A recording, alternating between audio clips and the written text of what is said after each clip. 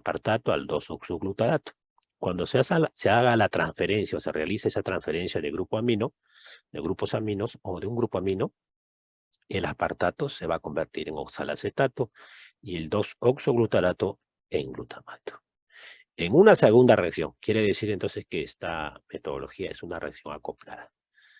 En una segunda reacción, el oxalacetato que se ha formado en la primera reacción es enfrentado, miren, ya lo conocen a este indicador. Nada reducido va a pasar a su forma oxidada. Esta segunda enzima es la malato-deshidrogenasa, es una óxido-reductasa. Entonces, si aquí está ocurriendo una oxidación, el oxalacetato se está reduciendo a malato. Ya está. Muy bien. Entonces, el que absorbe luz es este indicador, esa conversión de NAD reducido a NAD oxidado. Y nuevamente, en este caso, si hacemos la lectura a 340 nanómetros, acuérdense que a 340 nanómetros absorbe luz, solamente este de aquí, el NAD reducido, y no el NAD oxidado. Y si medimos con respecto al tiempo de esta reacción, en tiempo cero va a haber una cantidad de NAD de acuerdo a la actividad de la enzima. Pero conforme pase el tiempo, la malato-deshidrogenasa lo va a oxidar al NAD oxidado. Y por lo tanto, las absorbancias van a comenzar a disminuir. Por lo tanto, es una reacción cinética descendente. Las absorbancias van a ir disminuyendo pasados los minutos. Tiene la misma metodología. Reactivo de trabajo 1 mililitro, 50 microlitros de muestra, a 37 grados. Si lo quieres hacer a 30 grados, aumenta la cantidad de muestra. ¿Mm? Ahora, ¿por qué la cantidad de muestra es diferente de acuerdo a la temperatura de trabajo? ¿Por qué? Porque cuando se realiza a 37 grados, que es la temperatura óptima de acción de las enzimas, para este caso del aspartato aminotransferasa, la reacción con el sustrato es se puede decir, más afín o más ávida, ¿no? Por eso que la reacción solamente se necesita 50 y no 100. En cambio, cuando se aplica a temperaturas diferentes a 37, como la temperatura ambiental, entonces la reacción se hace un poco más lenta. Muy bien. Entonces igual se hace la lectura inicial, luego se hacen 3 lecturas más cada minuto, se determina la variación de absorbancia y por la misma fórmula se determina la actividad de la enzima. También en este inserto nos dan el coeficiente de extinción, en este caso de este NAD reducido, que es 6300 también, lo habíamos visto anteriormente. Lo importante aquí es notar que las absorbancias van a ir disminuyendo. ¿Por qué es importante saber esto? Porque de repente ustedes van a asistir a sus serums. Saben que el serum es un servicio donde ustedes realizan su ejercicio profesional fuera de la capital. Y en muchos centros médicos o postas médicas no tenemos equipos automatizados para medir estas reacciones, que van a utilizar su espectrofotómetro. Entonces ahí, si ustedes saben el fundamento, van a esperar que las absorbancias, en este caso de la determinación de la actividad de esta enzima, vayan disminuyendo. Pero ¿qué pasa si aumentan o de repente se mantienen constantes? Eso es un indicativo que nos está fallando algo en nuestra técnica. De repente los reactivos ya están caducados o de repente la lámpara del espectrofotómetro no está funcionando adecuadamente. Entonces hay que saber esto. Entonces, sabiendo este fundamento, nosotros sabemos que nuestras absorbancias deben ir disminuyendo con respecto al tiempo. ¿Debido a qué? A la conversión del NAD reducido a NAD oxidado. ¿Por qué? Porque conforme pasa el tiempo, el NAD reducido va a formar a NAD oxidado y el NAD oxidado no absorbe luz a 340, solo el NAD reducido. Entonces empezamos, por ejemplo, con 100, al minuto de repente va a haber 100 moléculas de NAD reducido, va a pasar 50, 25, 12,5, etcétera, etcétera. ¿Ah? Entonces la absorbancia va a ir disminuyendo. A diferencia del ejercicio anterior, donde la conversión era de NAD oxidado a reducido, ¿no? Entonces, más o menos era una reacción inversa con respecto al uso de esta reacción indicadora del NAD oxidado a NAD reducido, y en esta reacción de NAD reducido a NAD oxidado. Bien, jóvenes. Ahora les decía que teóricamente para que una reacción sea denominada cinética se tiene que hacer más de 2 lecturas. Más de 2 lecturas. Ahorita le contestamos su preguntita, ¿ya?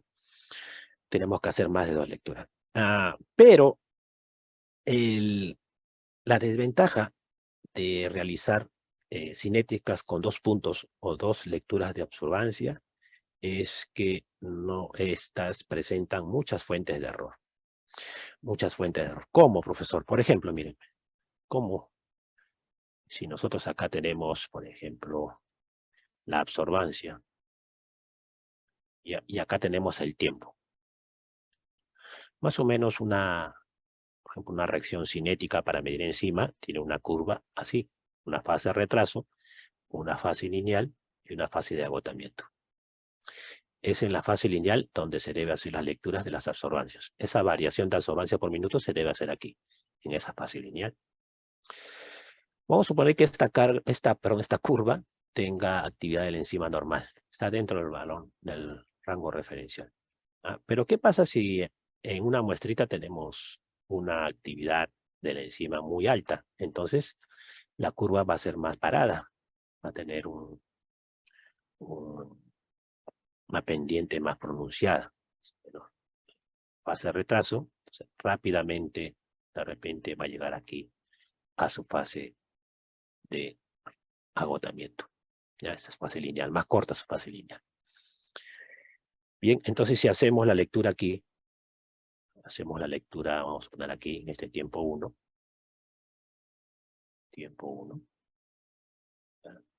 en la misma reacción, a la reacción de roja, también donde hay bastante actividad, lo vamos a hacer la lectura aquí, más o menos. Y ahora vamos a hacer la lectura en el tiempo 2, lectura de absorbancia, más o menos por aquí. Entonces, en la curva azul, con esas 2 absorbancias, en esos 2 tiempos, tiempo 1 y en el tiempo 2, determinamos la actividad del enzima. Ahora vamos a ver en la curva de color rojo, donde se presenta mayor actividad. Entonces tenemos el tiempo 1, tenemos nuestra propia absorbancia, vamos a poner aquí, tiempo 1, medimos también nuestras absorbancias. Ahora en el tiempo 2, en la curva roja, mírame, en la curva roja va a dar más o menos aquí. Esta va a ser nuestra absorbancia número 2. Absorbancia 2. Y está aquí por aquí la absorbancia 1. Con esas 2 absorbancias vamos a tener que determinar su actividad de la enzima.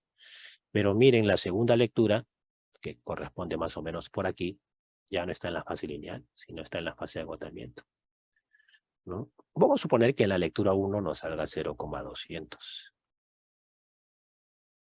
Y en la lectura número 2, 0,400. ¿No?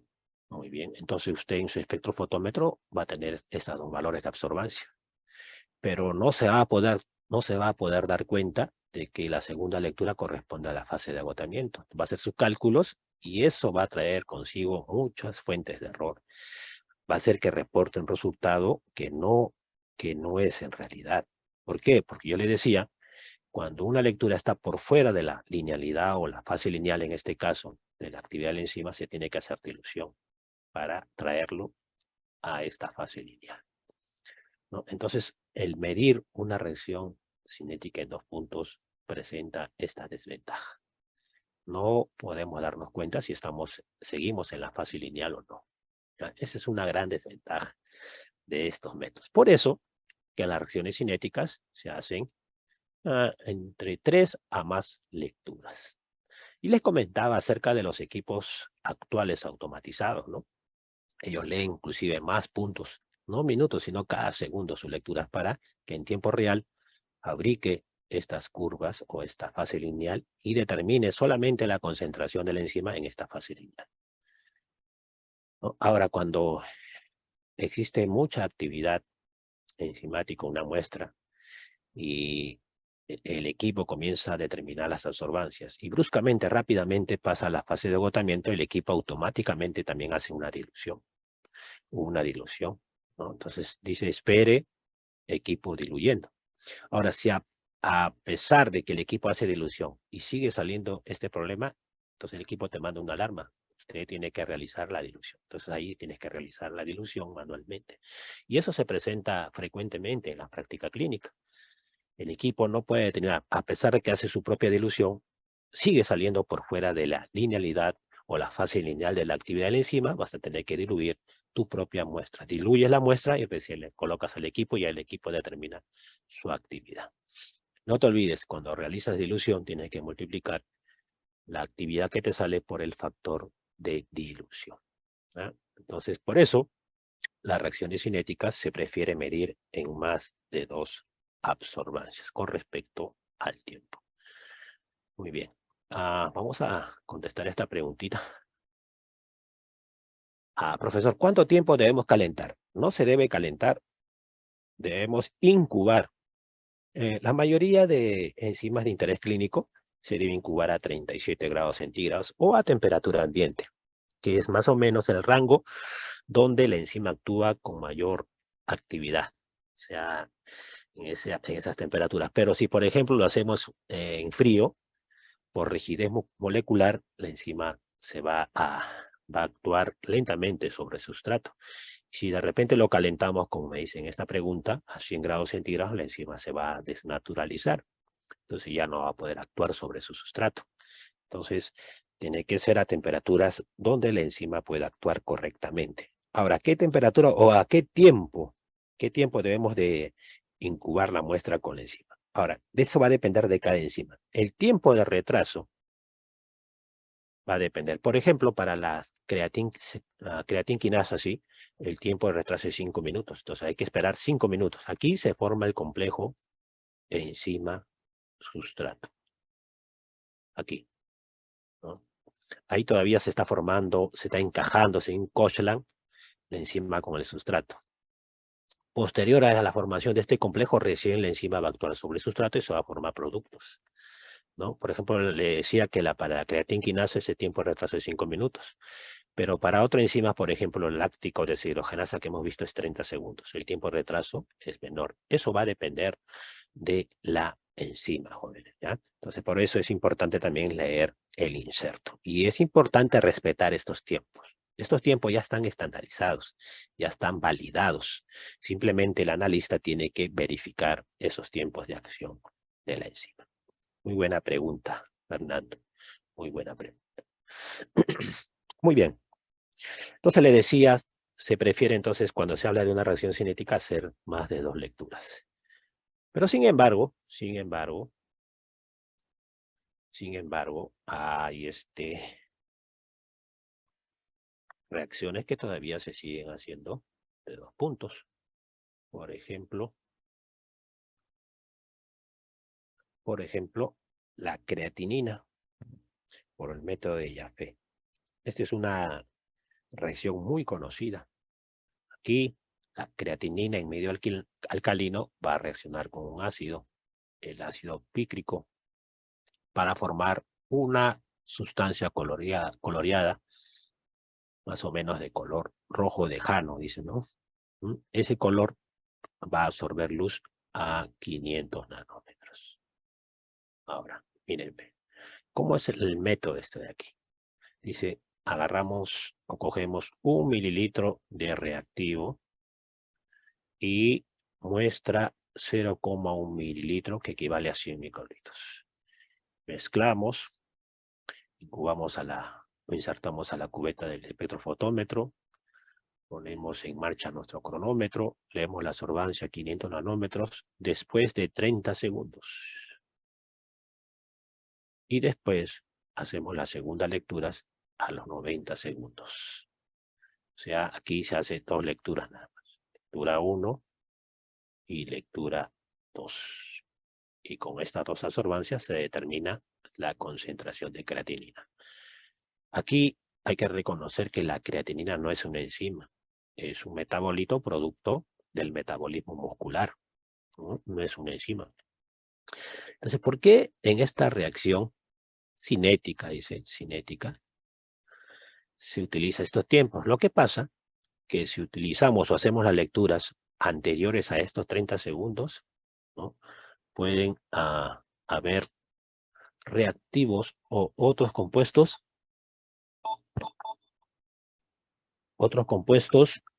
que absorben luz. ¿Ya? Puede haber una reacción cruzada. Entonces se recomienda medir entre 30 y 90 segundos. Es ahí donde el reactivo va a actuar con mayor especificidad sobre la creatinina. Eso también lo vamos a ver con más detalle cuando veamos función renal. Jóvenes, vamos a ver a qué se debe de hacer las lecturas en 30 segundos y 90 segundos. Ahora, un momentito, por favor.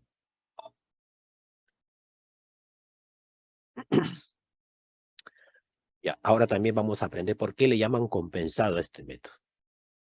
Compensado. También lo vamos a ver cuando vamos a realizar la sesión de función renal, ¿ya? Con más eficiencia. Pero lo que quiero aquí es que vean que todavía existen métodos donde se hacen estas dos lecturas, a pesar de las desventajas que ya les mencionaba, ¿ya?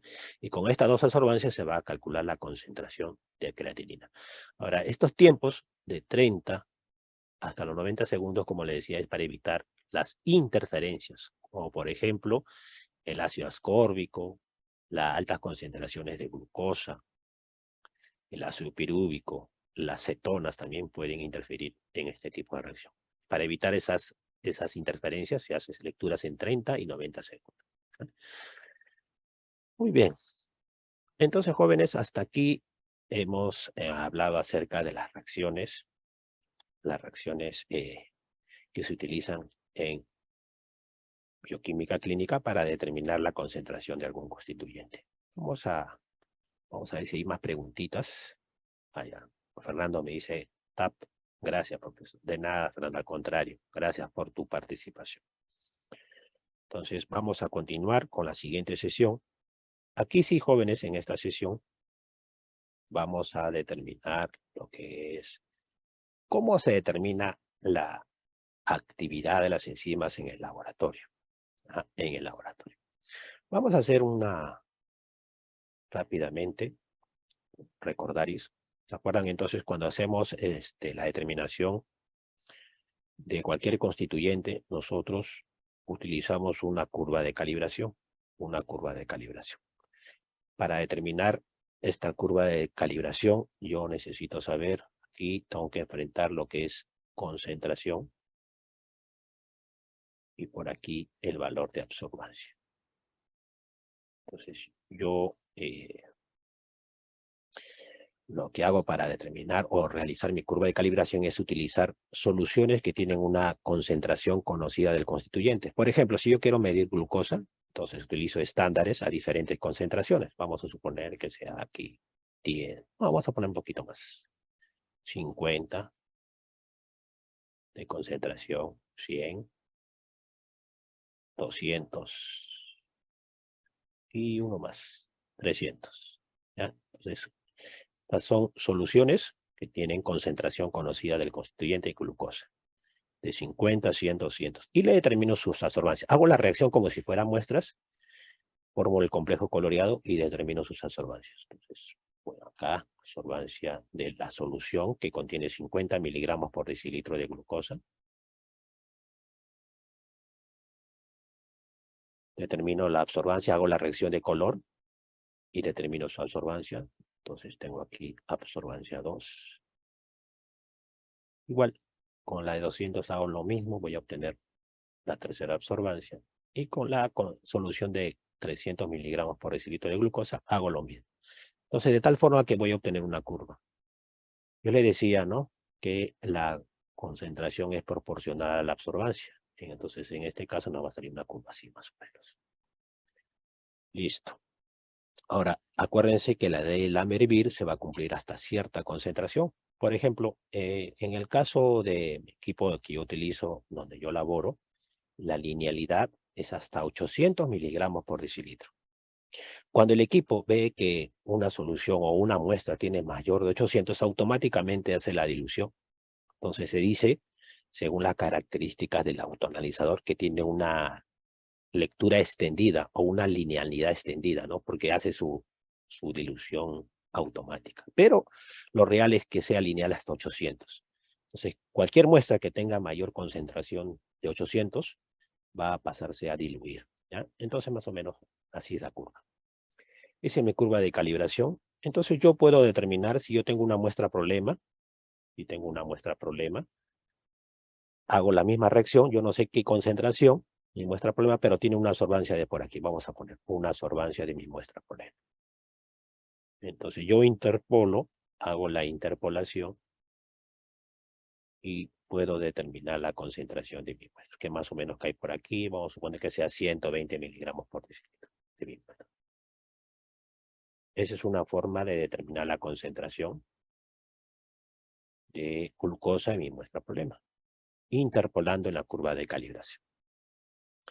Pero también usted puede ajustar su curva y aplicar lo que es el método de los mínimos cuadrados, y va a obtener una ecuación de la recta, ¿no? Que es igual a I a mx más b,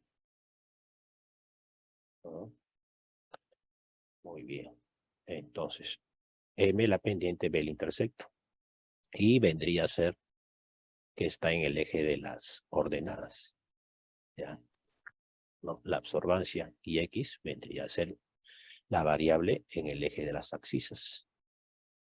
Entonces, usted va a tener una ecuación de la recta, y teniendo su absorbancia puede calcular la concentración de su muestra problema. También puede utilizar este método, que es más preciso y exacto que estar interpolando en una curva de papel milimetrado, ¿no?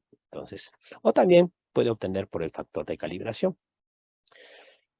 Por ejemplo, vamos a suponer que usted tiene una solución estándar que tiene una concentración de 100. Un estándar tiene una concentración de 100 miligramos por decilitro de glucosa. Y les ha salido esta solución, cuando realiza su reacción, le sale una absorbancia de 0,400. 0,400. ¿Ok? Ahora tiene una muestra problema cuya absorbancia, voy a colocar de color diferente, es una muestra problema. La absorbancia le ha salido 0,250. Y quiere saber su concentración, ¿no? Entonces usted puede aplicar una regla de tres simple. Si una solución de concentración de 100 tiene una absorbancia de 0,400, ¿cuánto de concentración de glucosa tiene mi muestra problema si tiene una absorbancia de 250? Entonces aplicas este de aquí, X,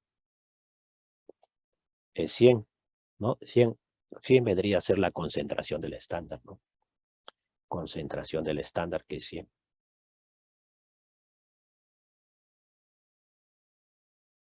Multiplicado por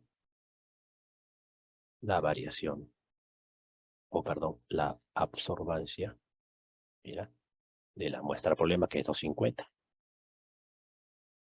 dividido entre la absorbancia del estándar. Absorbancia del estándar. Solamente estoy aplicando una regla de tres simple, ¿no? Ahí está, absorbancia del estándar. Esto de aquí, este de aquí, esta relación, concentración del estándar entre absorbancia del estándar, es conocido como el factor de calibración. Entonces tú tienes el factor de calibración, lo multiplicas por la absorbancia de tu muestra problema, y ya tienes la concentración de tu muestra. Profesor, ¿y cómo determino el factor de calibración si yo tengo aquí, por ejemplo, 4 soluciones? Determina el factor de calibración de cada solución, sacas el promedio y lo aplicas acá. Y lo multiplicas por la absorbancia de tu muestra problema, y ya tienes directamente la concentración de tu muestra problema. Muy bien. Entonces tienes 3 formas de determinar la concentración de tu muestra problema: interpolando en la curva de calibración, haciendo la corrección de la curva por mínimos cuadrados, aplicando la ecuación de la recta, o aplicando el factor de calibración que les acabo de mencionar, ¿ah? Entonces, esto de aquí es el factor de calibración. Factor de calibración. De esa forma yo voy a obtener la concentración de mi muestra problema. Sobre todo esto de aquí se utiliza para reacciones de punto final. Para las reacciones que se quieren medir o que queremos determinar la actividad de la enzima, básicamente, principalmente se utilizan las reacciones cinéticas. Entonces vamos a ver en esta sesión cómo determinamos la actividad de las enzimas. Y antes vamos a describir ciertas propiedades generales que nos van a dar un mayor fundamento para entenderlo, cómo actúan las enzimas sobre el sustrato y cómo en el laboratorio podemos determinar su actividad. El segundo objetivo de esta sesión es aprender o conocer cómo es que se mide la actividad o la cantidad de enzima presente en una muestra biológica. Bien, ¿por qué? ¿Por qué se mide la actividad de las enzimas o la cantidad de enzimas en una muestra biológica? Porque está relacionado a ciertos trastornos fisiopatológicos o fisiológicos, trastornos fisiológicos, ¿no? Por ejemplo, cuando se quiere medir lesión a nivel de tejido muscular, podemos medir la actividad de la enzima creatinquinasa, que es una enzima intracelular que se encuentra dentro del tejido de los miocitos, tejido muscular. Cuando hay lesión se libera esta enzima y el aumento de la actividad de esta enzima en el suero sanguíneo nos va a indicar indirectamente que existe una lesión a nivel de tejido muscular, ya sea esqueletal o cardíaco, ¿no? Por ejemplo. Muy bien. Miren, en esta diapositiva les muestro todas las rutas metabólicas que suceden en un ser vivo. Es muy complejo, ¿verdad? Pero en estas reacciones, si ustedes observan con más detalle, en la mayoría de reacciones intervienen enzimas, jóvenes. Entonces, las enzimas son unos compuestos biológicos muy importantes para que se realice todo este proceso del metabolismo al interior de las células, proceso metabólico. ¿Ah? Sin enzimas no existiría la vida.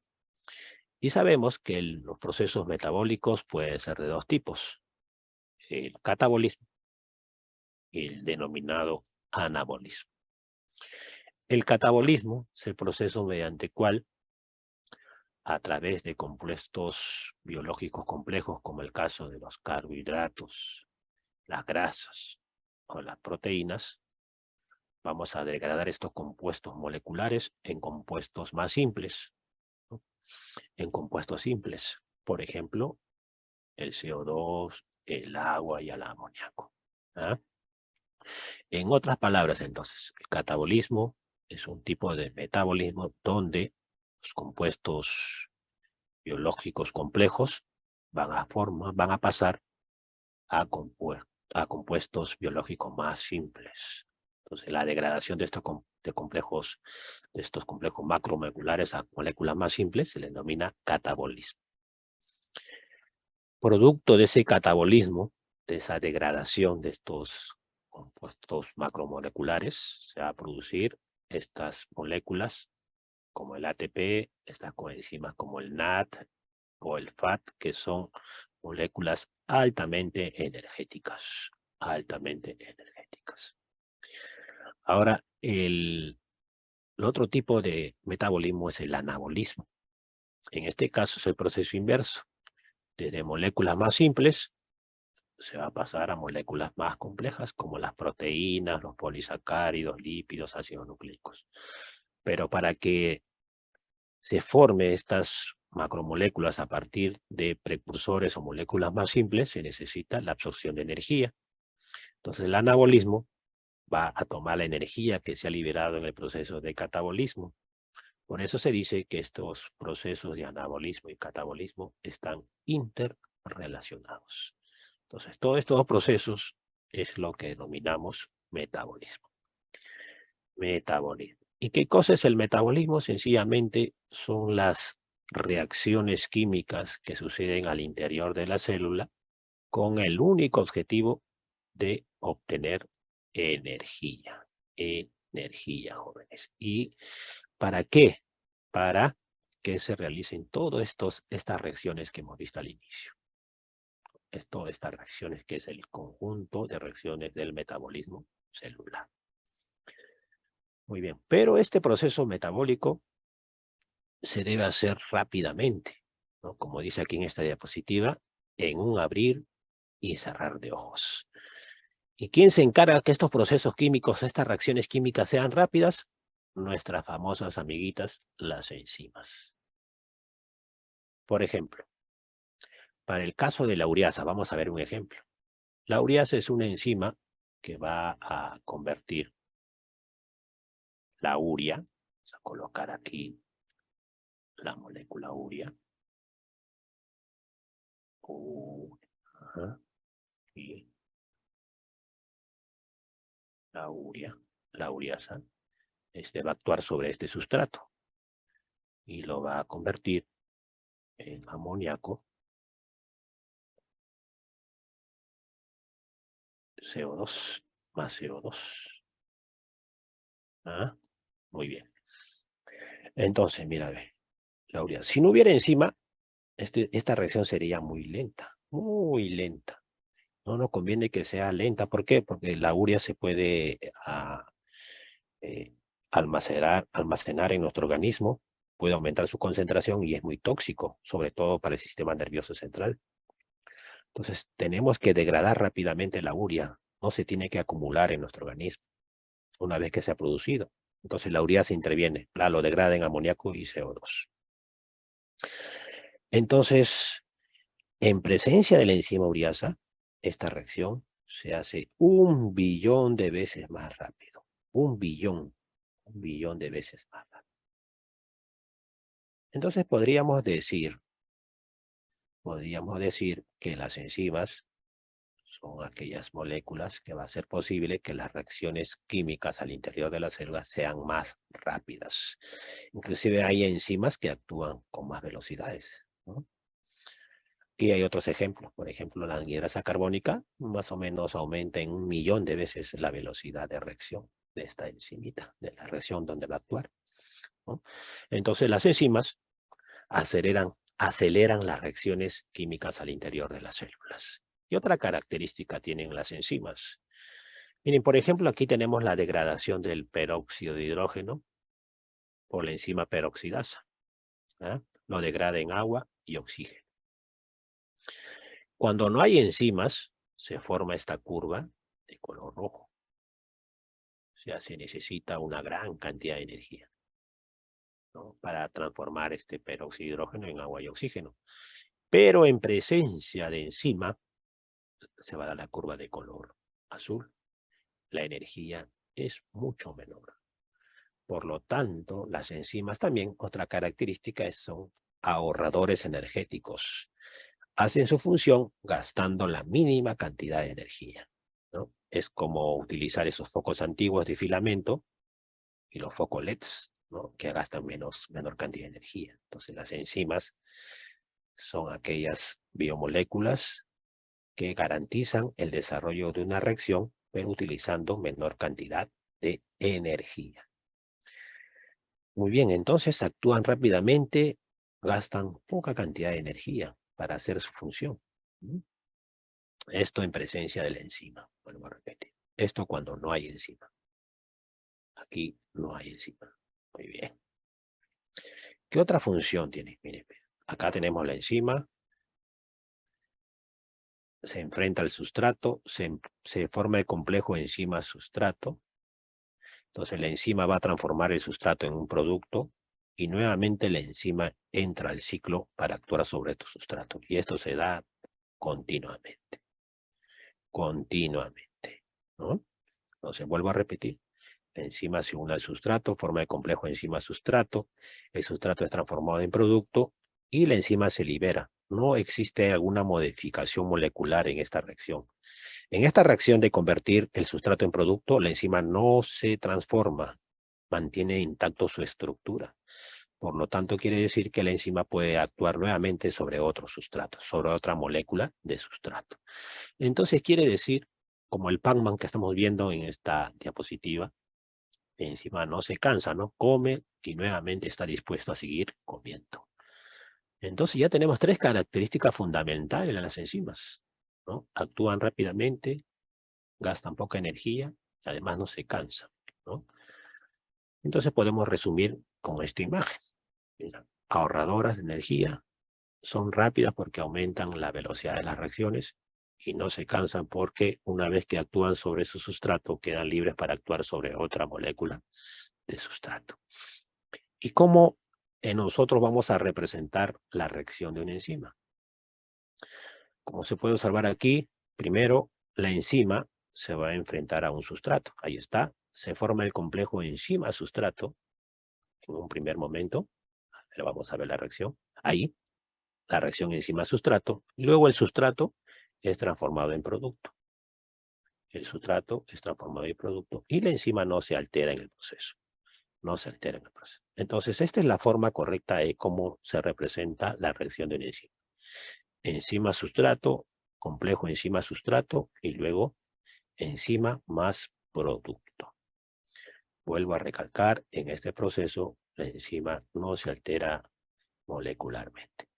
Sigue intacta para que actúe sobre otra molécula de sustrato. Muy bien. Ahora existen formas de clasificar estas enzimas. Según el Comité Internacional de Química Clínica, la IUPAC y otras organizadores, otras sociedades que regulan las estructuras enzimáticas, como también el Comité Internacional de Enzimas, por ejemplo, han clasificado las enzimas en 6 grandes grupos. Las oxidorreductasas, aquellas enzimas que intervienen en las reacciones de óxido-reducción, donde existe ganancia, reducción y pérdida de elección.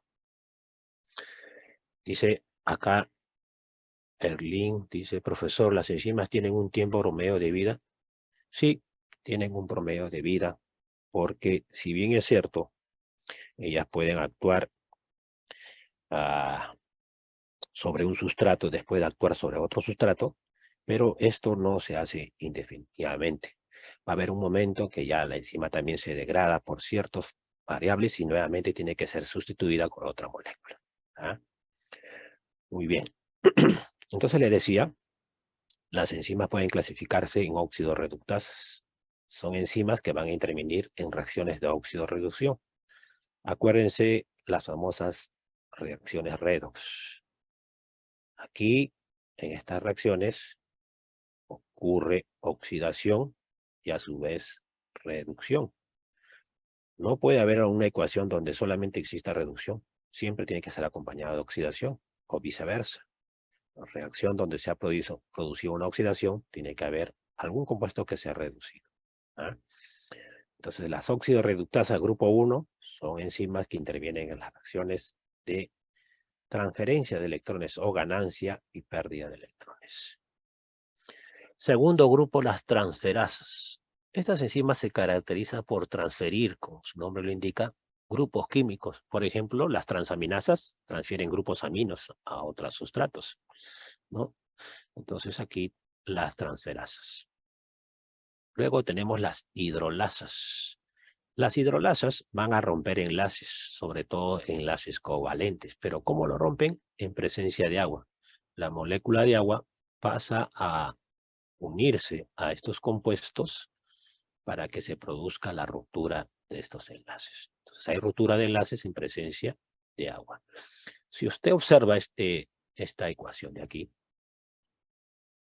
mira, el agua H2O va a hacer, mira, que el oxígeno se introduzca acá, en este grupo ceto, para formar CO2, y el hidrógeno va a formarse con el grupo amino para formar amoníaco. Entonces van a formar con moléculas más estables, por lo tanto el enlace se va a romper, ¿no? Entonces, cuando existen procesos químicos donde hay ruptura de enlaces con la intervención del agua, se habla de las enzimas hidrolasas. Ejemplos de hidrolasas, tenemos la uriasa, por ejemplo. La uriasa, también la amilasa es una hidrolasa también. Luego tenemos las liasas. Las liasas lo que hacen es romper enlaces carbono-carbono y carbono-azufre, pero también pueden romper enlaces carbono-nitrógeno. Entonces existen esos tipos de enlaces, las liasas van a actuar rompiendo este tipo de enlaces. Por ejemplo aquí, ¿no? Rompe este enlace carbono-carbono. Este enlace de aquí, carbono-carbono. Luego tenemos las isomerasas, son enzimas que van a intervenir en la formación de isómeros geométricos, ¿no? Los isómeros geométricos. Y finalmente tenemos las ligasas que, como su nombre indica, va a catalizar la formación de enlaces entre carbono, oxígeno, carbono, azufre o carbono, nitrógeno. Por ejemplo, aquí el CO2 va a reaccionar con el grupo metil de este piruvato, ¿no? Y para formar este grupo carboxilo. Entonces ahí se está formando enlaces. Enlaces. Mira, de este grupo metil se ha introducido este grupo carboxilo. Muy bien. Entonces, de los seis grupos, las enzimas más abundantes en la naturaleza son las del grupo 3, que son las hidrolasas, seguido del grupo 2, que son las transferasas. Y en este cuadro, en este cuadrito que les voy a mostrar aquí, están las enzimas que se utilizan o que tienen interés clínico, que se utilizan mucho en el ámbito clínico para el diagnóstico de diversos eventos patológicos. Por ejemplo, dentro de las oxidorreductasas tenemos la famosa LDH o láctico deshidrogenasa, que es la más utilizada. Dentro de las transferasas, las famosas transaminasas, la laninoaminotransferasa, ¿no? La laninoaminotransferasa, que es la ALT, ¿no? O también podríamos ser la aspartato aminotransferasa, que también es una transaminasa. Estas dos son llamadas transaminasas, ¿ah? Otra transferasa conocida es la gamma-glutamil-transferasa. La gamma-glutamil que se utiliza para, junto con la sulfatasa alcalina, la investigación de procesos colestásicos, que también vamos a verlo cuando veamos lesiones hepáticas. La creatinsinasa también es una transferasa. Dentro de las hidrolasas, acá está la fosfatasa alcalina que se determina junto con la gamma-glutamil para ver procesos colestásicos, como le decía. Tenemos la lipasa, acá faltaría la milasa también. Dentro de las liasas, la aldolasa, pero la aldolasa ya no se está midiendo actualmente en rutina. Isomerasas no tenemos enzimas de interés clínicos, salvo para investigación, igual con las ligasas. Entonces, básicamente medimos oxidorreductasa, transferasas y hidrolasas. Igual aquí, estas son las enzimas que más se utilizan, ¿no? Las oxidorreductasas, transferasas y hidrolasas. Es lo que más determinamos en el laboratorio clínico. Y aquí, miren, en los insertos, a veces cada enzima tiene este código que ha sido implementado con el Comité de Enzimas a nivel internacional. Entonces, el primer número corresponde al grupo al que pertenece. Entonces, si es 1, es oxidorreductasas. Si es 2, transferasas. Y las 3, hidrolasas, ¿no? Como habíamos visto en esta diapositiva. Si es 4, liasas, 5, isomerasas, 6, ligasas. El segundo número corresponde al sustrato donde actúan, ¿no? Pero lo importante aquí es saber el primer número. Si se trata de una oxidorreductasa, una transferasa, hidrolasa. Eso es lo más importante. Lo demás es más difícil de determinar. Sustrato, a qué grupo químico pertenece y el orden que está dentro, por ejemplo, este 27 de las óxido-reductasas. ¿Ah? Muy bien, pero el primer número sí es importante que nosotros debemos de conocer. ¿Por qué? Porque si tú sabes que hay por ejemplo, una enzima con el código 1, tú sabes que en la reacción donde va a intervenir va a ocurrir una óxido-reducción. Entonces ya podemos hablar más detalladamente del fundamento de la reacción donde actúe esta enzima. Muy bien, ahora jóvenes, de acuerdo a la velocidad de reacción de la enzima y la concentración de sustrato, ojo, estamos hablando de la velocidad de acción de las enzimas sobre el sustrato y la concentración del sustrato. Las reacciones pueden ser de orden cero, de primera orden y de segundo orden. Vamos a ver a qué se refiere esto. Mira, en una reacción de orden cero, si usted observa aquí en este gráfico, la velocidad es constante. Así yo aumente cantidades mayores de sustrato, si yo lo aumento mayor cantidad de sustrato en un tubo de ensayo, la velocidad va a permanecer constante. En este caso, entonces, estoy diciendo que la velocidad de acción de la enzima va a ser constante. Cuando la velocidad de una enzima es constante, se dice que la reacción es de orden cero. Orden cero. ¿Ah? Vuelvo a repetir entonces. Si nosotros tenemos en un tubito de ensayo, poner aquí, voy a poner por aquí, a ver, concentración de sustrato y la velocidad de reacción de la enzima sobre el sustrato. Vamos a suponer que yo tenga concentración de sustrato 10 milimoles por mililitro o 100. Aumento aquí a 200 milimoles por mililitro. Aquí a 400. Y la velocidad es 10 milimoles sobre segundo. O sea, actúa sobre esta cantidad de sustrato 10 milimoles por un segundo. Entonces la velocidad, así le aumente la cantidad de sustrato, va a seguir siendo la misma. Cuando sabemos esta característica, la velocidad de la acción de la enzima no varía, así le aumentemos mayor cantidad de sustrato, entonces hablamos de una reacción de orden cero. Cuando nos referimos a una reacción de primer orden, observamos el gráfico, aquí en la axis concentración de sustrato y por aquí velocidad de reacción de la enzima sobre el sustrato. Entonces aquí se ve una proporcionalidad, ¿no? Usted aumenta la concentración y también aumenta la velocidad de acción de la enzima sobre el sustrato. Por lo tanto, podemos plantear esta ecuación. La velocidad va a ser igual a una constante multiplicado por la concentración del sustrato. Entonces, a mayor cantidad de sustrato, la velocidad de la reacción de la enzima va a ser mayor. O sea, hay una proporcionalidad aquí.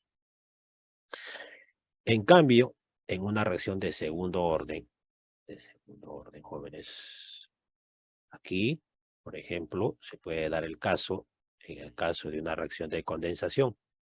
O sea, por ejemplo, una reacción de condensación o de síntesis. Yo tengo, por ejemplo, un compuesto A1, un compuesto A2. Y voy a condensar esto, voy a sintetizar un nuevo compuesto.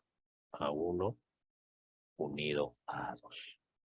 A esa reacción se le denomina de síntesis o de condensación. O de repente tengo una reacción de dimerización. Por ejemplo, tengo aquí A1. Voy a poner A y tengo otra molécula A.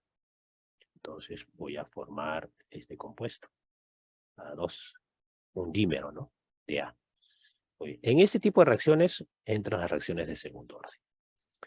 Entonces aquí la velocidad de la acción de la enzima va a ser igual, en el primero de los casos va a ser igual a una constante multiplicado por la concentración del sustrato A1 multiplicado por la concentración del sustrato A2.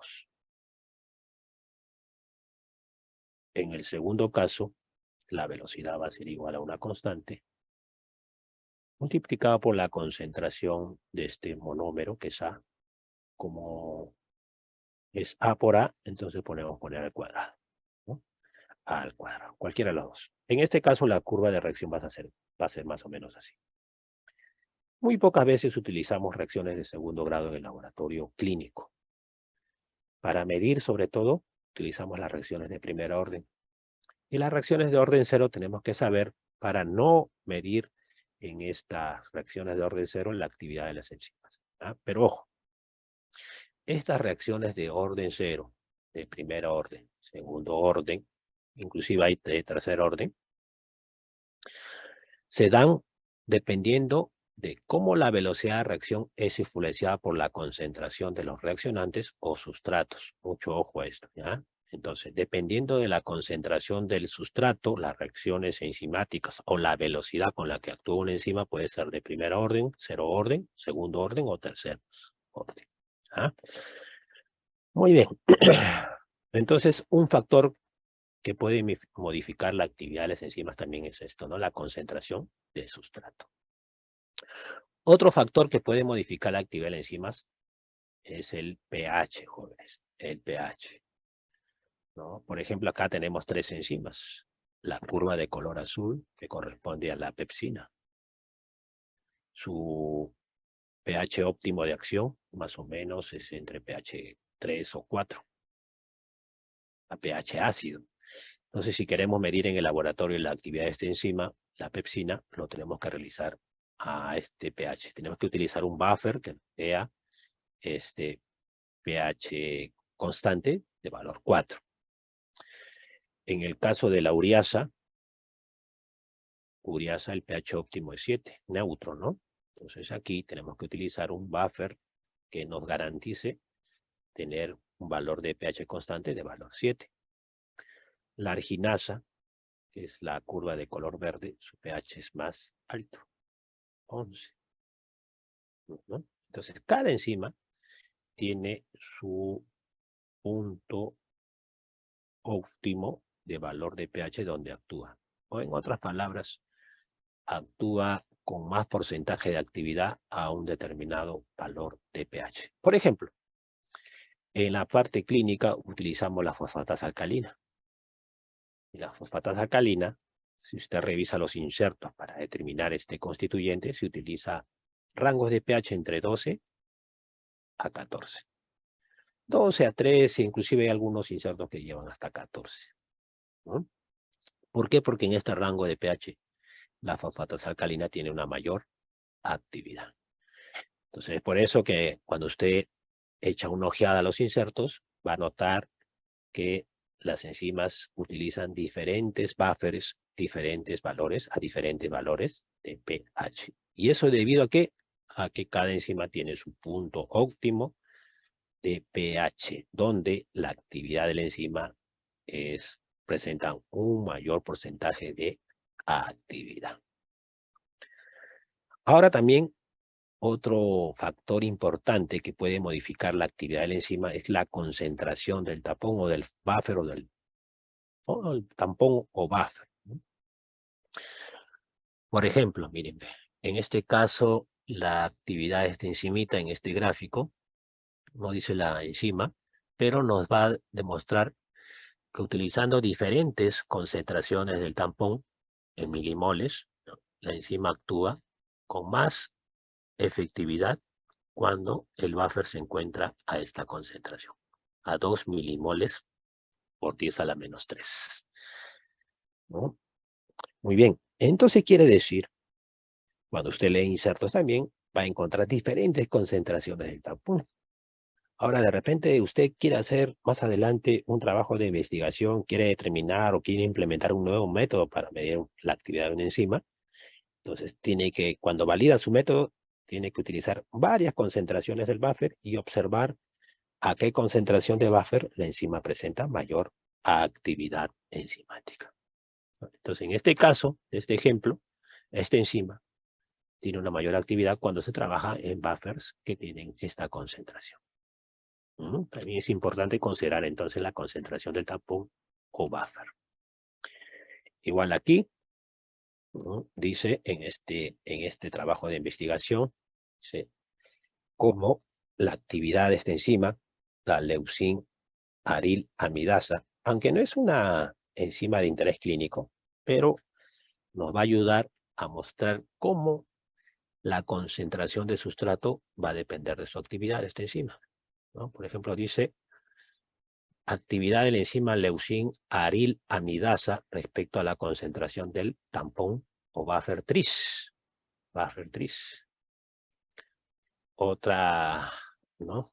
Y también la concentración del buffer tris, es el punto de la concentración, y diferentes o dos tipos de buffer, ¿no? O tres tipos, ¿no? El tris, la trietanolamida y el tampón fosfato a pH 7,5 de constante. O sea, estos tres buffers nos van a entregar valores constantes de valor de pH 7,5. Lo que va a variar acá es su concentración, ¿no? Entonces hay tres buffers. Se puede observar que los tres buffers, más o menos a una concentración de 100, presentan la máxima actividad, ¿no? Pero cuando aumentamos la concentración del buffer, la actividad de la enzima comienza a disminuir. Entonces, lo óptimo sería usar cualquiera de estos buffers para medir la actividad de la enzima leucin arilamidasa a una concentración menor a 100 milimoles por litro, ¿no? Porque es donde se tiene la actividad máxima. Pero sí, ¿qué tal si utilizamos un buffer a mayor concentración? La actividad va a comenzar a disminuir. Va a comenzar a disminuir. Muy bien. Aprovechando este ejemplo, podemos recordar, porque siempre en los insertos aparecen los nombres de buffer trees. ¿Qué cosa es el buffer trees? Dice, es el nombre abreviado de un compuesto orgánico conocido como tris-hidroximetil-aminometano. Tris, y este es el compuesto, ¿no? Hidroximetil, ahí está el hidroxi. Tenemos aquí un carbono, este es un metil. Aminometano, ¿no? Amino, este es el amino, y este es el metano. Muy bien, entonces hidroximetil, tris-hidroximetil. ¿Por qué tris? Porque tenemos 3 grupos hidroxilos. 3 tris-hidroximetil, amino, metano. Después tenemos el buffer trietanolamida. También igual, tenemos un etano al cual se ha unido un grupo amino y 3 grupos hidroxilos. Y el tapón fosfato, que es conocido ya. Pero también hay otro buffer que se puede presentar en los insertos. El AMP. Hay que saber a qué se refiere, ¿no? Entonces, este enlace se denomina aminometilpropanol. Aminometilpropanol. ¿Qué propanol? Porque hay un alcohol aquí de 3 carbonos. Tiene un metil y tiene un grupo amino. Aminometilpropanol. ¿Ya? En algunos insertos van a encontrar buffer AMP. Ustedes ya saben que es el aminometilpropanol. Propanol es un alcohol de 3 carbonos. Ahí está el alcohol al medio. Tiene su grupo amino y su grupo metil. ¿Ah? Entonces en los insertos solamente ponen tris o ponen AMP o ponen este aquí, ¿no? Trietanolamida. Usted ya tiene que saber la estructura química de esos buffers. Entonces, concluyendo de esta diapositiva, podemos decir que la concentración de los buffers también es un factor que influye en la actividad de las enzimas. Por eso, cuando usted lee los insertos, va a observar a qué concentración se está utilizando los buffers para establecer pH constantes, la concentración de los buffers o tampones. Otro factor que puede afectar la actividad de las enzimas es la famosa temperatura, joven. Les decía, ¿no? Cuando medimos la actividad de una enzima a temperaturas menores a su actividad máxima, donde se produce su actividad máxima, entonces la enzima pierde efectividad de acción sobre su sustrato, y esto sobre todo por rigidez molecular. Y si aumentamos la temperatura, como las enzimas en su mayoría son de naturaleza proteica, hay algunos cuantos que son de naturaleza ribonucleica, como las ribosimas. Entonces, estas son sensibles a las temperaturas altas. Entonces, ¿qué va a pasar cuando las proteínas se someten a temperaturas altas? Se desnaturalizan, va a provocar una desorganización de su estructura molecular, entonces ya la enzima no va a poder actuar efectivamente, tanto efecto o con tanta efectividad sobre su sustrato. Entonces, la actividad de la enzima va a disminuir. Entonces, es importante controlar la temperatura donde vamos a realizar nuestra reacción para medir la actividad de una enzima. Entonces, tenemos que respetar las temperaturas, ¿no? Si el inserto nos dice a 37, entonces debemos incubar exactamente a 37. Si nos da la opción de poder leerlo a 37 y a temperatura ambiente, entonces podemos hacer las lecturas a esas temperaturas, ¿ya? La mayoría de enzimas de interés clínico se miden a temperatura de 37 grados, la incubación a 37, o también se pueden medir a temperaturas ambiental, que más o menos entre 25 grados centígrados, ¿no?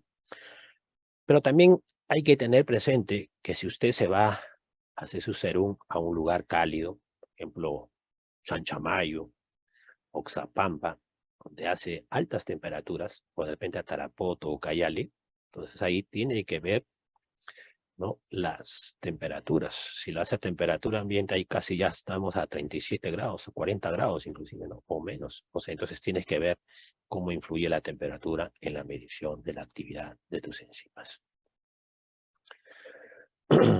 Por ejemplo, aquí tenemos 3 enzimas. Cada enzima tiene su temperatura óptima de reacción también, ¿no? Pero las de interés clínico más o menos están en este rango, ¿no? Entre 25 hasta 37 o 40 grados centígrados, ¿no? Como estas de aquí.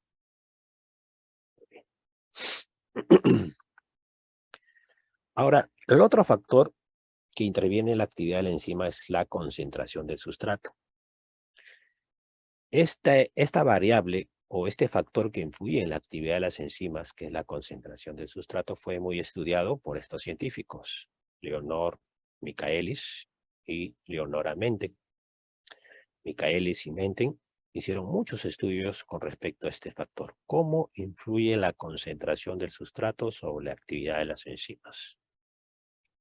Muy bien, ellos comenzaron a aumentar la concentración del sustrato y midieron la velocidad de acción de la enzima sobre el sustrato, ¿no? Y más o menos describieron una curva así, que tenía más o menos una proporcionalidad, pero llega un momento en que la curva se achata, la curva se achata. Muy bien. Y a partir de esta curva, ellos extrajeron dos variables que era muy importante para medir las características de las enzimas. ¿Cuáles son estas dos variables? La velocidad máxima y el Km, la constante, la constante de Michaelis-Menten. ¿Qué cosas son esas dos variables? Entonces, la velocidad máxima es el punto donde la enzima actúa con su mayor valor de velocidad. En este lugar, lo que sucede es que la enzima se encuentra saturada totalmente de sustrato, ¿no? Entonces aquí la enzima está completamente formando este complejo. No hay enzima libre, ¿ah? En cambio aquí, en esta fase, se puede decir lineal, entre comillas, aquí existe un exceso de enzimas sobre sustrato. O sea, hay mayor cantidad de enzimas sobre sustrato. Aquí no. Aquí ya todas las enzimas están saturadas. Y vamos a definir qué cosa es la velocidad máxima y qué cosa es el Km, o para qué nos sirve. Eso vamos a ver aquí. Bien, yo les decía, ¿no? Que cuando hay mayor concentración de sustrato, entonces ya las enzimas, miren, quedan totalmente saturadas y hay mayor proporción de sustrato. ¿Ves? Sustrato hay libre. No puede actuar sobre sustrato porque la enzima se encuentra ocupada. Se encuentra ocupada. En cambio aquí, en esta primera fase, hay mayor proporción de enzimas. Hay enzimas libres que pueden actuar sobre el sustrato todavía, ¿no? Pero en esta fase ya no. Entonces, la velocidad máxima, perdón. Entonces, a medida que vamos aumentando la concentración de sustrato, ¿no? Aumenta la velocidad de reacción en esta fase de aquí, ¿no? Más o menos aquí. Entonces, aumentamos el sustrato y la actividad de la enzima aumenta. Pero va a llegar un momento en que ya la enzima se encuentra saturada y por más sustrato que aumentemos, la actividad se va a hacer plana, va a permanecer constante la velocidad de acción de las enzimas. Entonces, este punto, donde ya la velocidad se hace constante, se denomina velocidad máxima. Velocidad máxima. ¿Ah? Entonces, después de que se alcanza esta velocidad, un aumento en la concentración de sustrato no va a tener ningún efecto en el valor de la velocidad de la enzima, de acción de la enzima sobre el sustrato. ¿Por qué? Porque la enzima se encuentra totalmente ocupada. Entonces la velocidad se hace constante. En cambio, en esta primera fase hay todavía enzimas libres que pueden actuar sobre el sustrato. Conforme tú vas aumentando la concentración de sustrato, también la velocidad aumenta. Entonces hay una proporcionalidad.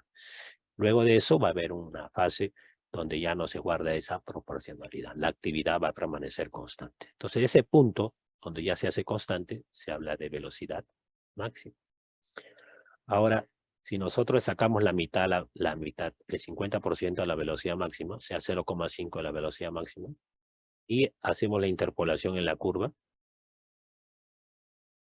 bajamos a la abscisa, vamos a obtener el valor de Km.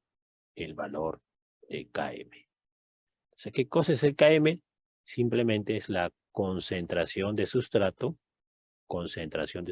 cuando la velocidad máxima es la mitad. Cuando la velocidad máxima es la mitad. O concentración de sustrato cuando la velocidad máxima se reduce a la mitad. ¿Ya? Ese es el Km. El Km. ¿Ah? ¿Para qué nos sirve esto? Vamos a ver. Entonces, ¿qué cosa es la velocidad máxima? La velocidad máxima es la velocidad que obtendríamos cuando toda la enzima se encuentra unido al sustrato, ¿no? Se encuentra ocupada. Y la constante de Michaelis-Menten es la concentración de sustrato, ahí está, a la cual corresponde a la velocidad máxima o a la mitad de la velocidad máxima. Entonces la mitad, mira, si aquí es 0,35, la mitad sería 0,17,5, ¿no? 0,175 más o menos. Usted hace la interpolación, cae a las abscisas y determina a qué concentración la velocidad, o qué concentración de sustrato la velocidad corresponde a la velocidad, la mitad de la velocidad máxima. Ese es el Km. El Km. Muy bien. Entonces, en base a estas dos variables podemos conocer las características de las enzimas.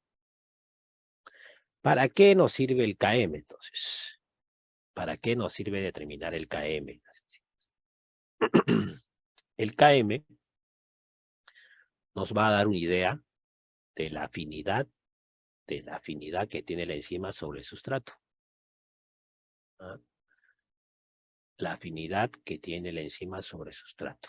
Hay una relación inversa entre el Km y la afinidad de la enzima sobre el sustrato. Dice, a menor Km, mayor afinidad de la enzima por el sustrato. A mayor Km, menor afinidad. O sea que hay una relación inversa entre el Km y la afinidad de la enzima por el sustrato. Por ejemplo, aquí en esta imagen tenemos dos enzimas que van a actuar sobre el mismo sustrato. La enzima 1 tiene un valor de Km de color azul.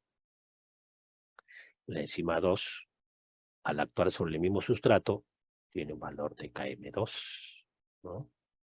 La pregunta sería, ¿no? ¿Cuál de las enzimas tiene mayor afinidad por el sustrato? Por el sustrato. Entonces buscamos. El Km tiene, el curva de color azul tiene un menor valor de Km, mientras que la curva de color rojo tiene un valor mayor de Km. Entonces, el que tiene mayor valor de Km tiene menos afinidad. Menor afinidad. Entonces seguramente la reacción va a ser más lenta. En cambio, si aplicamos para el caso de la enzima cuya curva es de color azul, enzima 1, vamos a observar que el Km es menor, por lo tanto su afinidad es mucho mayor. Mucho mayor. Entonces, jóvenes, el valor del Km nos indica la afinidad que tiene la enzima sobre el sustrato. Menor Km, mayor afinidad de la enzima por el sustrato. Eso también es importante conocer, porque hay enzimas que actúan sobre el mismo sustrato. Si nosotros queremos, por ejemplo, hacer un experimento donde queremos que la actividad de la enzima se maneje de forma más rápida, entonces tenemos que utilizar una enzima que tenga mayor afinidad sobre el sustrato. ¿Y cómo determinamos eso? Midiendo el Km de la enzima, ¿no? Comparamos el que tenga menor Km, utilizamos para nuestra experiencia. Muy bien. A ver, ¿qué aplicación clínica puede tener esto del Km? Miren, por ejemplo, acá tenemos el sustrato etanol y metanol, que son dos alcoholes, ¿no? Saben que este metanol es el tóxico, ¿no? No se debe ingerir metanol, sino se puede ingerir etanol. Este es tóxico. Muy bien. La enzima alcohol deshidrogenasa va a actuar sobre ambos sustratos. Cuando el alcohol deshidrogenasa actúa sobre el etanol, se forma acetaldehído. Y cuando actúa sobre el metanol, se forma formaldehído. Luego, en una secuencia más del metabolismo del alcohol, actuará otra enzima, la aldehído deshidrogenasa. Entonces, esta va a actuar también sobre la acetaldehído y va a actuar sobre el formaldehído. Entonces, el acetaldehído va a ser transformado en ácido acético, mientras que el formaldehído es transformado en ácido fórmico. Ahora, el ácido acético rápidamente es degradado en agua y dióxido de carbono, entonces se elimina por la orina, por ejemplo. Y el dióxido de carbono, ¿no? Ustedes han olido el tufo característico, ¿no? Se elimina por las vías respiratorias. Rápidamente es metabolizado el etanol y eliminado en forma de agua y dióxido de carbono. En cambio, el metanol es transformado en formaldehído y ácido fórmico. Lo que pasa es que este ácido fórmico es difícil de eliminar. Además, es muy tóxico. Puede interferir, por ejemplo, en la función de la visión. Lesiona el nervio óptico. Entonces puede producir ceguera. No puede producir ceguera. Entonces, una forma que los médicos aplican para eliminar este metabolito, ¿no? Este metabolito. ¿Cómo elimino esto aquí? Si cuando llega un paciente intoxicado con metanol, le aplican por vías endovenosa, le aplican etanol. Etanol. Y a usted se preguntará, ¿por qué le aplican etanol si está intoxicado con metanol? ¿Por qué más alcohol? Lo que pasa si nosotros medimos el KM de estas enzimitas, alcohol deshidrogenasa y aldehído deshidrogenasa, nos vamos a dar cuenta que el KM para el caso del etanol es menor. En cambio, para el caso del metanol, el KM es mayor. Entonces quiere decir que el alcohol deshidrogenasa y el aldehído deshidrogenasa son más afines a este sustrato, mayor afinidad, ¿no? Mayor afinidad. Vamos a poner más afinidad por aquí. Y en cambio aquí va a ser menos afinidad, menos afín. ¿Ya? Entonces, cuando está presente ambos sustratos, metanol y etanol, las enzimas van a preferir metabolizar el etanol que el metanol. Entonces, todas las enzimas se van a dirigir a metabolizar el etanol porque son más afines. Entonces, el metanol no va a ser metabolizado y por lo tanto no se va a formar formaldehído y tampoco ácido fórmico, que es el tóxico que lesiona el nervio óptico, ¿no? Entonces, esa es una aplicación del valor de KM. Ahora, también el laboratorio clínico tiene una aplicación, claro que sí, ¿no? Claro que sí, jóvenes. Por ejemplo, miren, cuando nosotros vamos a validar un método, por ejemplo, usted quiere medir una enzima, de repente quiere extraer una enzima de la manzana, por ejemplo, ¿no? La manzana tiene varias enzimas, quiere extraer la enzima, después quiere caracterizarlo, quiere saber su velocidad máxima, su KM, quiere saber cómo determinado en el laboratorio. Entonces, usted para determinar o medir su actividad, tiene que utilizar una concentración de sustrato menor al KM. Si usted utiliza una concentración mayor al KM, se está acercando al rango donde ya la velocidad es constante. Y ahí no se debe medir la actividad, ¿no? Entonces, cuando usted lee los insertos y utilizan una concentración de sustrato determinada, es porque esa concentración de sustrato debe ser menor al KM. Debe ser menor al KM, ¿no? Menor al KM. La concentración del sustrato que se emplea en una reacción para determinar una actividad en una enzima debe ser menor a esta constante de KM. La constante de Michaelis es 20. Si usted utiliza la concentración de sustrato por encima de este valor de KM, se va a acercar a esta fase donde ya la enzima está totalmente saturada y es donde no se debe medir la actividad de las enzimas, ¿no? Entonces, en el laboratorio de investigación o clínico se tiene que saber el KM de la enzima. ¿Para qué? Para utilizar la concentración correcta de sustrato. ¿Jóvenes? Muy bien. ¿Qué más? A ver, ¿qué hora tenemos? Voy a ver la hora, un ratito. A ver, un poquito más vamos a pasar, ¿ya? Bien, jóvenes. Entonces, en el laboratorio vamos a determinar, lo que se determina en el laboratorio no es la masa de las enzimas, o sea, no voy a obtener una masa de la enzima, por ejemplo, miligramos por decilitro de enzima, no. Lo que se mide es la actividad de la enzima. ¿Qué cosa es la actividad? Ya habíamos explicado, ¿no? Las enzimas actúan sobre el sustrato para transformarlo en producto. Esa es la actividad de la enzima, ¿no? O sea, medimos la transformación de sustrato en producto. No medimos en el laboratorio la masa, ¿ya? No medimos la masa.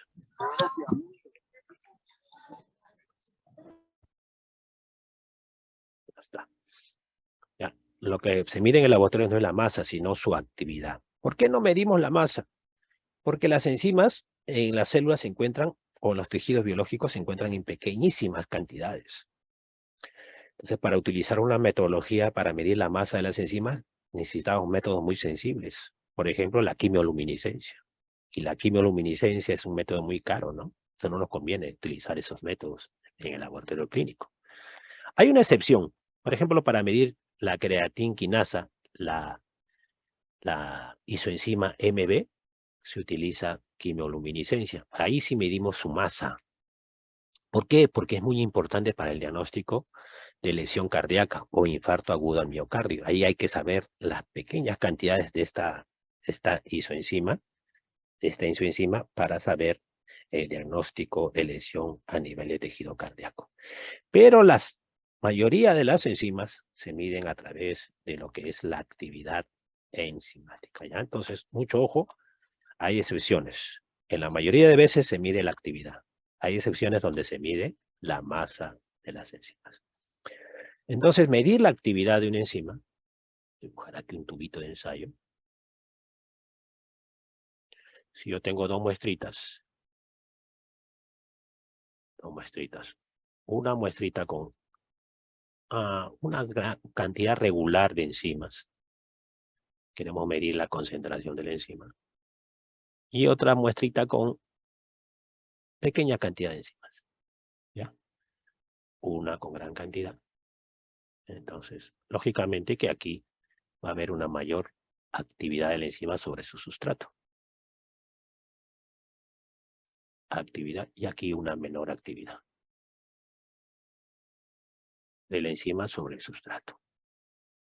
Entonces, midiendo la actividad, indirectamente estamos midiendo la cantidad de enzima en la muestra biológica, donde vamos a determinar la cantidad de enzima, ¿no? En nuestra muestra puede ser sangre, suero, líquido biológico, etcétera, etcétera, ¿ah? Entonces, a mayor actividad de la enzima, mayor presencia de enzima en nuestra muestra biológica. Muy bien. Entonces, vuelvo a repetir, en la mayoría de veces no se mide la masa, sino se mide la actividad de las enzimas. ¿Y qué cosa es la actividad de la enzima? Es la acción de la enzima sobre el sustrato para transformarlo en producto.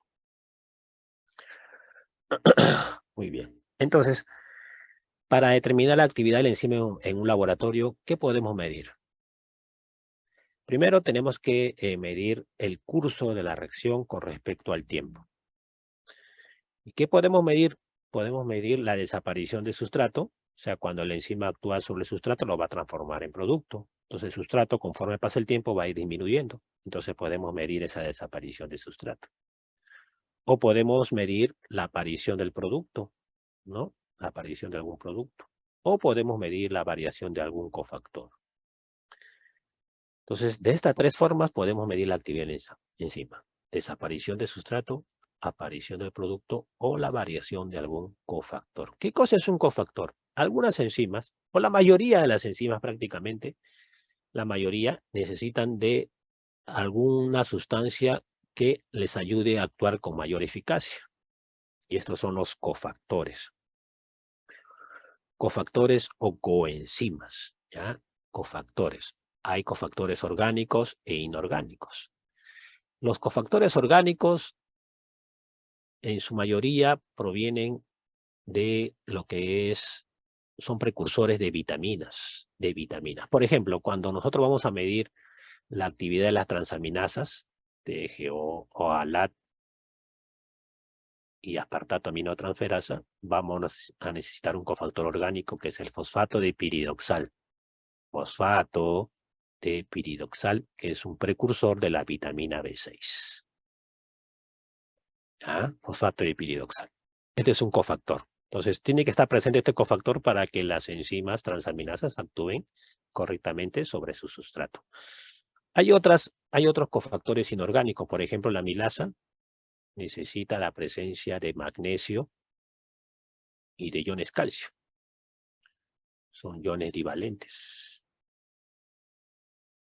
En este caso son cofactores inorgánicos. Entonces, los factores orgánicos básicamente provienen de las vitaminas. Y los cofactores inorgánicos prácticamente son iones metálicos podrían ser. ¿Ya? Muy bien. Entonces podríamos medir también la variación de algún cofactor, ya sea orgánico e inorgánico. Pero los más utilizados son los orgánicos, ¿ah? Como el fosfato de piridoxal. Ojo, ¿cuál es la condición que se tiene que cumplir para yo utilizar estas metodologías? Por ejemplo, si yo quiero medir la desaparición de sustrato, ¿cuál es la condición que debe cumplir este sustrato para yo medir su desaparición? La condición. Si yo lo voy a medir en el espectrofotómetro, entonces el sustrato debe absorber luz. Porque si no absorbe luz, no voy a poder determinar la desaparición de este sustrato. Igual, si voy a medir la aparición de algún producto, este producto que se va a formar tiene que absorber luz. Si no absorbe, no voy a poder determinar cómo va a aparecer ese producto. Y si quiero medir la variación de un cofactor, este cofactor debe de absorber luz, ya sea en el rango visible o en el rango ultravioleta, ¿no? Cualquiera. Sustrato, cofactor o producto debe de absorber luz. Entonces, en base a eso voy a plantar mis reacciones para determinar algún constituyente dentro de mi muestra biológica, sobre todo las enzimas, ¿ah? Entonces, pensando en eso, yo voy a plantear reacciones para buscar que el sustrato absorba luz o de repente la variación de algún factor absorba luz o la aparición de algún producto absorba luz. En base a eso. ¿Ah? Muy bien, entonces existen tres formas para determinar la actividad de las enzimas. Muy bien, entonces como determinamos en el laboratorio por ensayos espectrofotométricos, la condición es que si mido sustrato, producto o la variación de algún cofactor, estos deben de absorber luz. Si mido sustrato, con respecto al tiempo, la absorbancia va a comenzar a disminuir. Si mido el producto, la absorbancia, como con respecto al tiempo, el producto va a ir cada vez aumentando, entonces va a ir aumentando también la absorbancia. Y la variación del cofactor va a ser variable, dependiendo del indicador que utilicemos, como vamos a ver más adelante. Muy bien, entonces, lo que le decía, si el sustrato absorbe luz y medimos o seguimos el curso de la reacción, conforme pasa el tiempo, la absorbancia va a disminuir. Si medimos la aparición del producto con respecto al tiempo, el producto cada vez que pase más tiempo se va a producir más en mayor cantidad, entonces la absorbancia va a aumentar. Muy bien.